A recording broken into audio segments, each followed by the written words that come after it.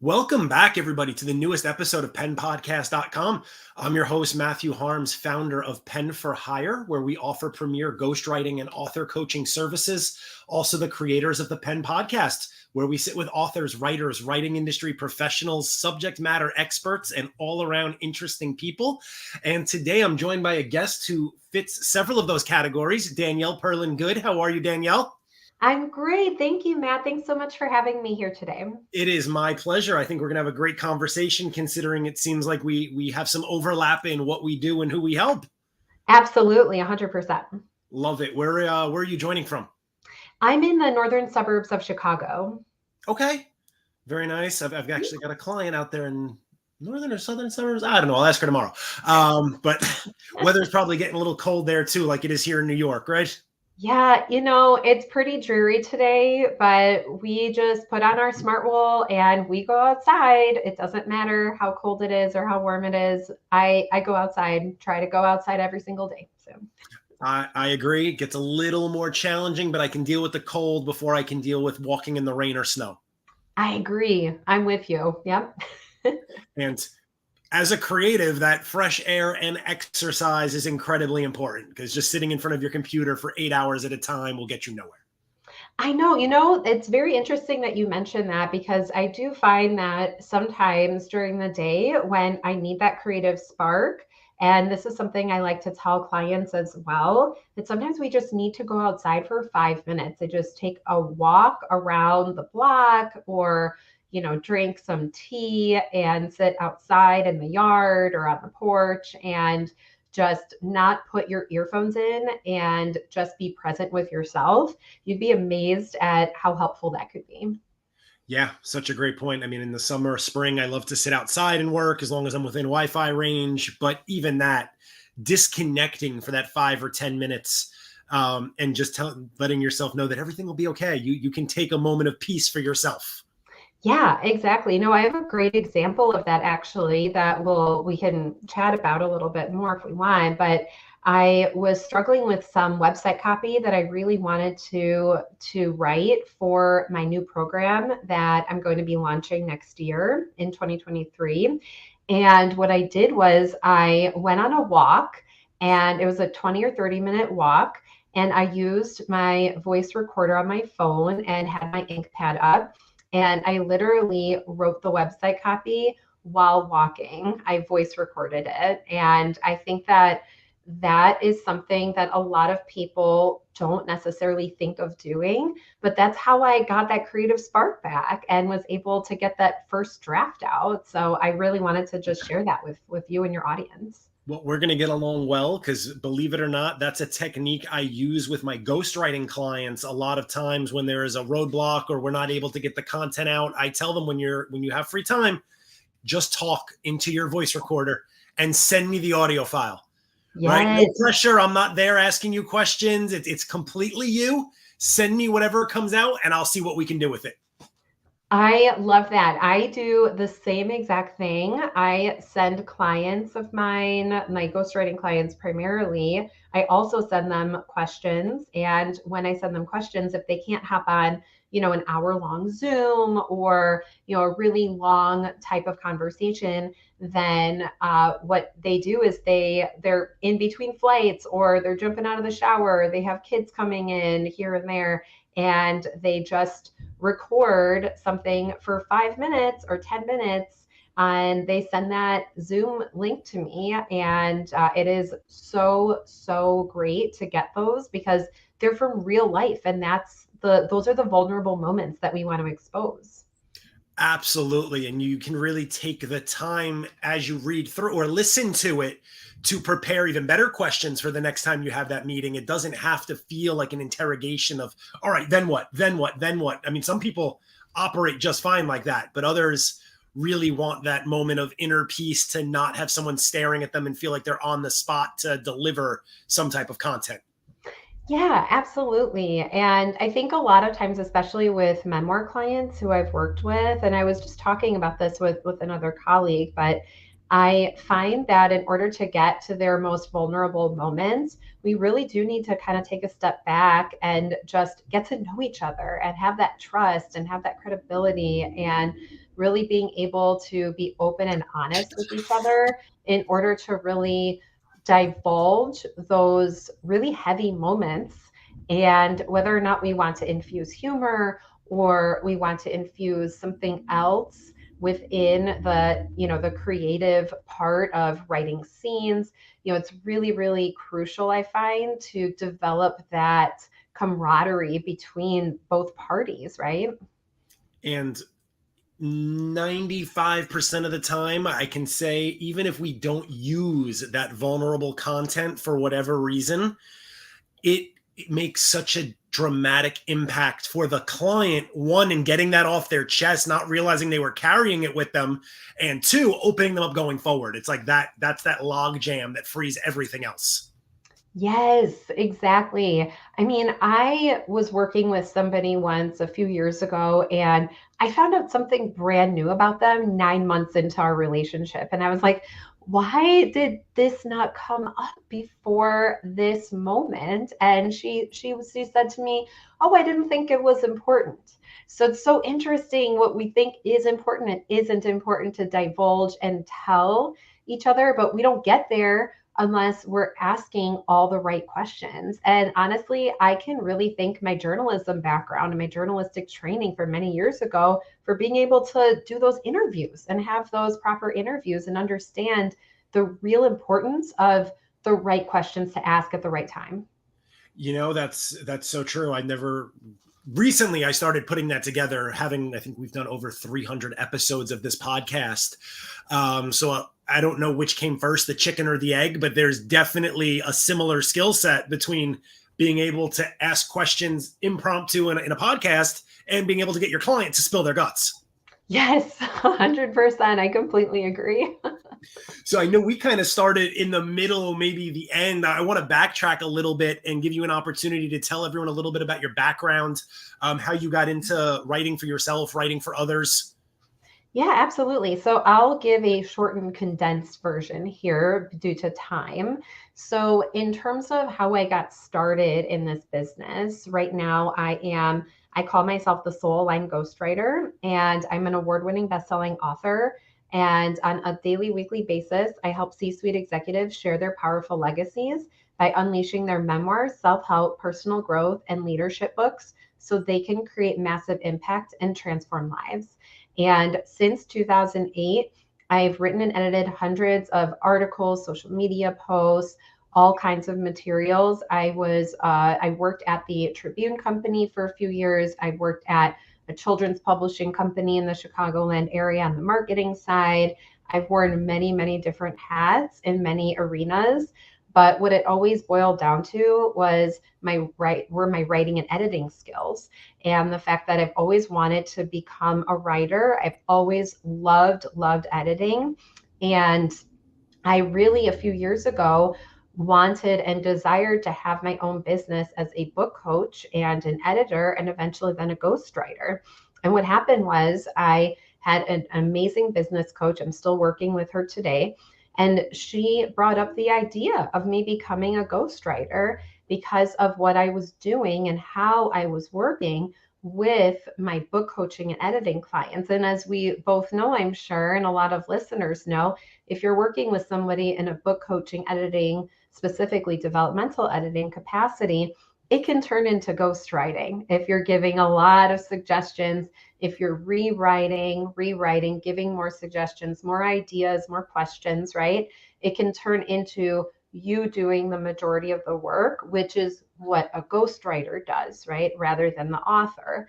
And what happened was I started advertising myself as a ghostwriter and telling my network, looking on LinkedIn.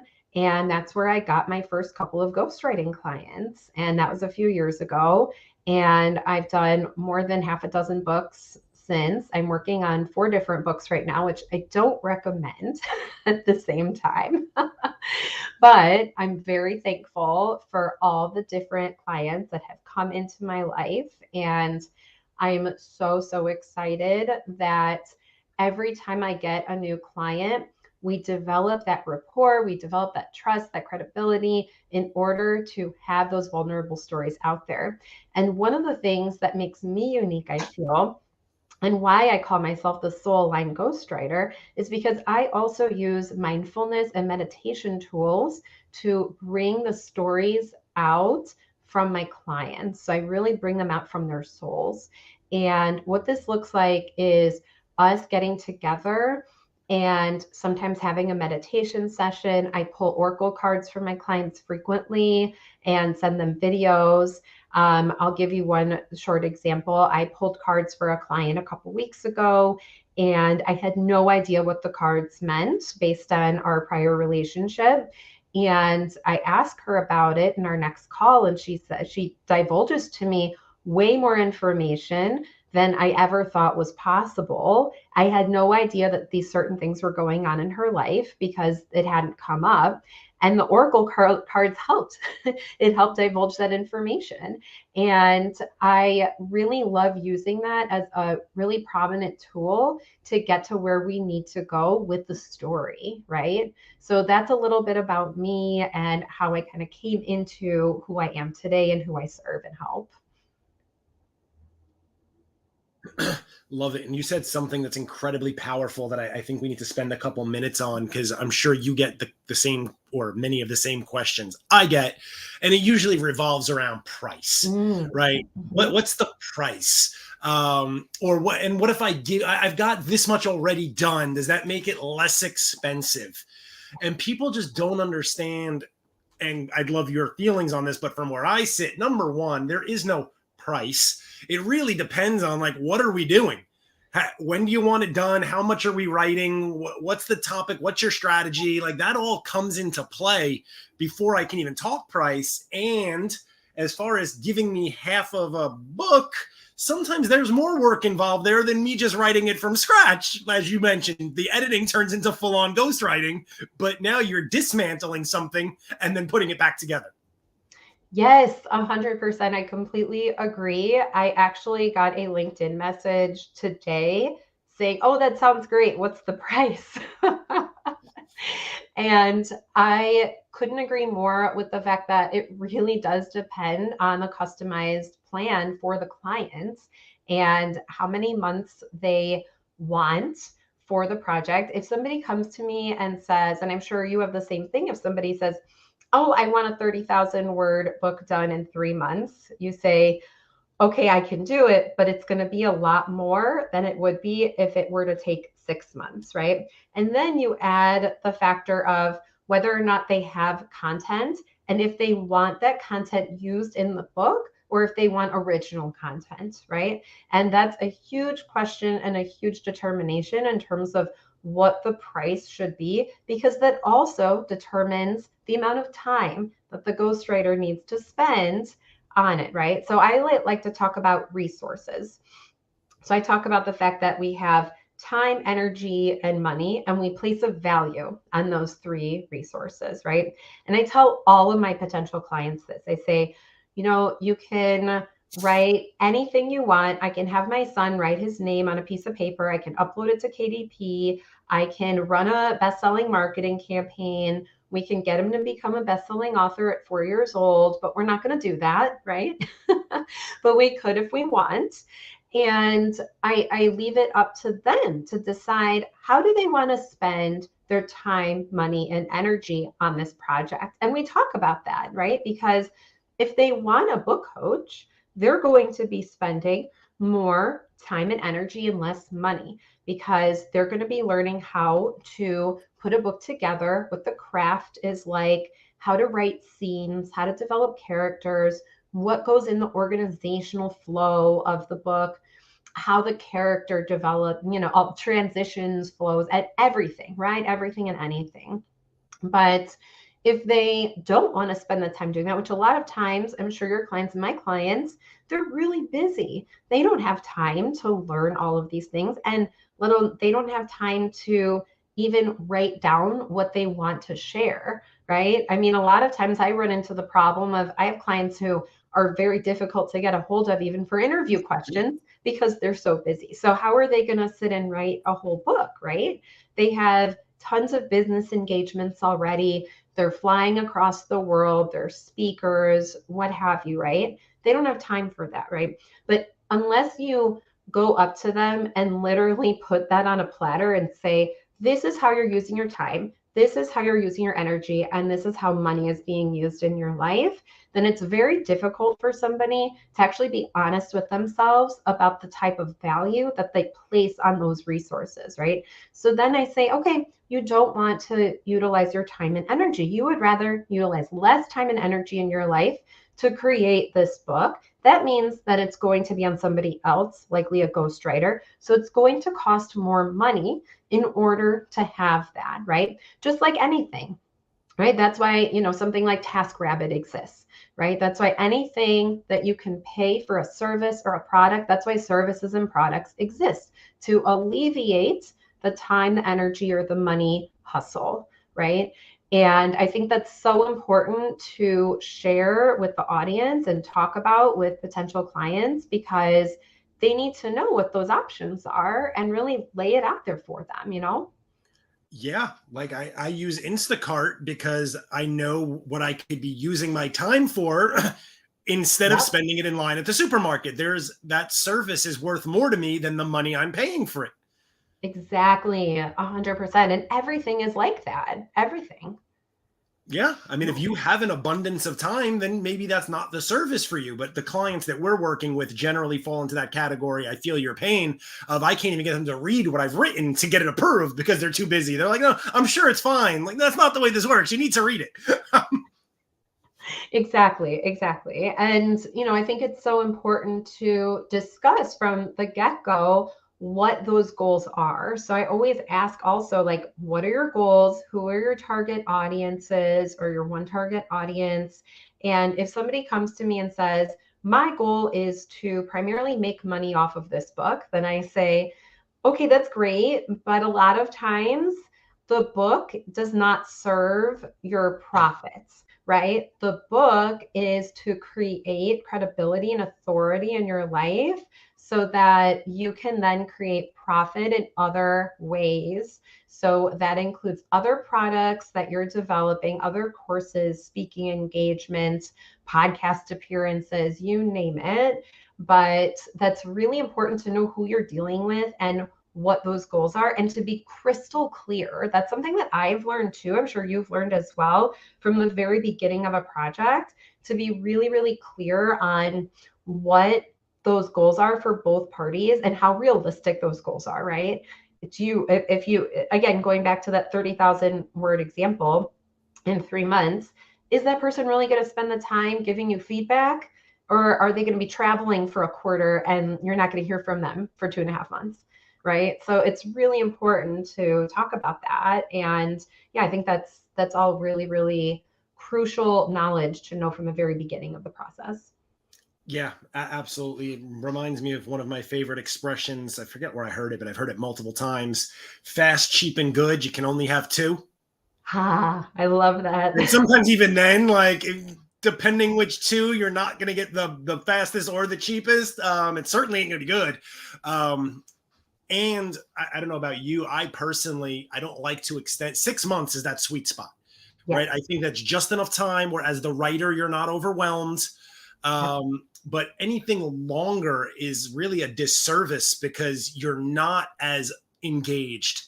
You're not as immersed in the content. You're spreading it out so far that if a client does miss a meeting or two, by the time you get back into it, you almost have to start the project over. I agree with parts of that. I think it depends on the client and it depends on the work, because for me, I think that also because of the fact that I have 2 young children, I have trained myself to be in and to be out of the headspace of somebody else, because that's what I have to do, right? So I have to be able to be 100% on their level and what that person is thinking, be in their tone, in their voice, in their authenticity. And then I have to also be able to leave it on the page and leave that there, and then be able to go on to the rest of my priorities for the day or the week. And I think that's really, really crucial to talk about as well, because a lot of times we deal with people who are divulging really traumatic or important things that have happened in their life, and we're holding space for them. But then we also need to learn how to hold space for ourselves and our priorities. So it's really important, I think, to make sure that we, like you said, have that sweet spot of understanding where what works for both parties, you know? Boundaries are super important in what we do, because if you let people, they will, and with no malice, just suck you dry.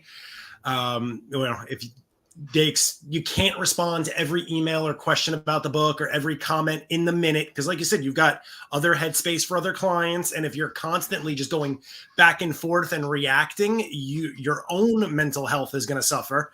And there's going to become this level of resentment for the project if you feel like you're living, eating, sleeping, and breathing it, when yes, it's important, but it's not the only thing you have to do in a day. Yes. And I'll just tell you a super quick story about that. I unfortunately had to end a client relationship earlier this year because of exactly that. It was a lot of time sucking, energy sucking, and it was to the point where I was receiving 15-minute Voxer messages on a daily basis, multiple times a day. It was I was getting way too much from this memoir client. And, there is that fine line of divulging too much and telling your entire life story versus what needs to be told for the book. And the fact that, it's kind of an interesting job that we have, because we kind of become their best friend for a short period of time in their life. And they don't know anything about us, or very little at least. Best friend, therapist, coach. There's so many hats we wear in every single interaction with a client. They're priest. Rabbi, priest, rabbi. Everybody walks into a bar. Wait, what's that joke again? And most people don't realize that, right? They just say, "Oh, so you write." It kind of ties in with when people are like, "Oh, I can't believe like a doctor or a lawyer makes so much money per hour." And you're discounting the fact that no, you're not paying them for that. Yes, you are for the time, but think about the 15 or 20 years of schooling and experience that got them to the point of being able to solve your problem for you in an hour.